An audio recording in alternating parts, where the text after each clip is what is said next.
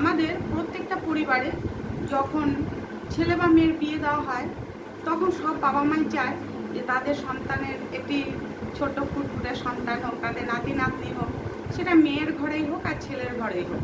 ছেলের ঘরে হলে ঠাকুমা দাদুরা একটু বেশি করে যে যতদিন না হচ্ছে ততদিন যেন মেয়েরই দোষ, মেয়েরই সব কিছু। এরকম একটি পরিবারে কুহেলি নামে একটি মেয়ে, তার সঙ্গে তার হাজব্যান্ডের বিয়ে হয় 7 বছর হয়ে যায়। তো 7 বছর পরেও তাদের একটি সন্তান হয় না। তাই সন্তান হয়নি বলে তারা সব দোষ মেয়েটিকেই দিত, এবং শ্বশুর শাশুড়ি এবং স্বামী মিলে তার উপর যেরকম করা হয়, মানে যে সকল মেয়েদের ওপর শ্বশুর শাশুড়িরা যা করে সেই রকমই করতো। এবার সারা পাড়ার লোক কুহেলি চিৎকার শুনতে পারতো, কিন্তু কেউ বাড়িতে গিয়ে যে প্রতিবাদ করবে সেই ক্ষমতা রাখতো না, কেননা তারা কারোর সঙ্গে বেশি কথা বলতে পছন্দও করতো না, এবং পাড়ার কারোর সঙ্গে সেরকম মিশতো না, বউটিকেও মিশতে দিত না।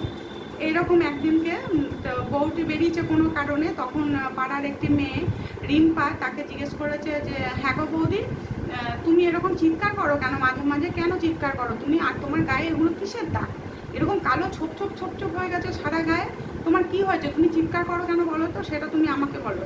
বলছে দেখো বোন, এগুলো যদি তোমাকে বলি তাহলে তো আমাকে ওরা আস্ত রাখবে না, তোমার সঙ্গে গল্প করছি, কথা বলছি, দেখলে আমার শ্বশুরবাড়ির লোক আমাকে বাড়ি থেকে তাড়িয়ে দেবে, বলে তাই জন্য তুমি মুখ বন্ধ করে সব সহ্য করবে। বলে জানো, আমি এখনও 7 বছর হয়ে গেল, আমাদের কোনো সন্তান হয়নি বলে ওরা আমাকে দোষ দেয়, ওদিকে ডাক্তারের কাছেও যাবে না, আমাকেও নিয়ে যাবে না, নিজেও যাবে না, আর কিন্তু আমার ওপরে তারা টর্চার করে।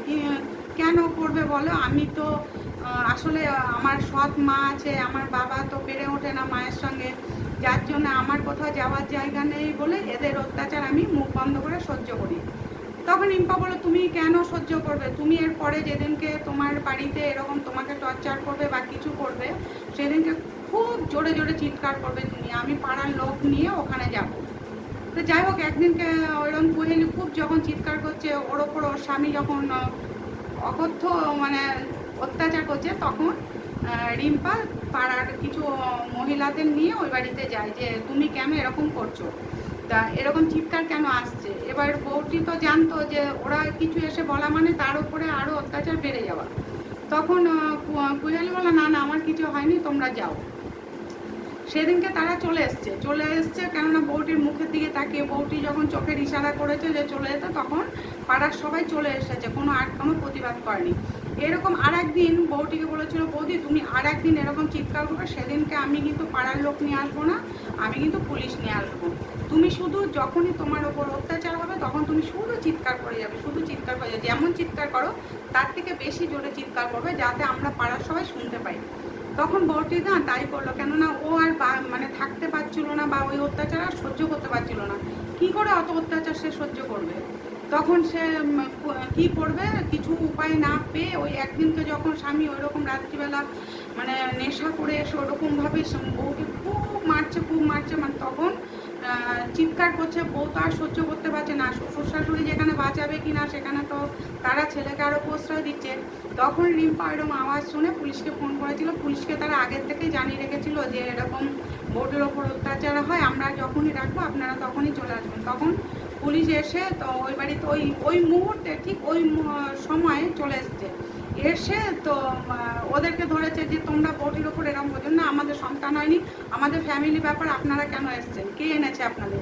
তখন রিম্পাকে এসছে বলেছে আমি এনেছি, কেননা তোমরা প্রত্যেক দিন একটি মেয়ের ওপর অত্যাচার করবে, সেটা তো হতে পারে না, সন্তান কি শুধু ওর জন্য হচ্ছে না, তোমাদের কোনো দোষ নেই, তোমারও তো দোষ থাকতে পারে। তখন পুলিশ লোকটিকে ধরে নিয়ে গেল বউটিকে অত্যাচার করার জন্য। তো বউটি তারপরে শ্বশুর শাশুড়িকেও বললো যে না, শ্বশুর শাশুড়ি বয়সের কাছে নেওয়ার দরকার নেই। তখন বউটি শ্বশুর শাশুড়িকে বাধা দিলেও কিন্তু পুলিশ কিন্তু শোনেনি, পুলিশ কিন্তু তার শ্বশুর শাশুড়ি তার স্বামী সবাইকেই ধরে নিয়ে গেছিলো।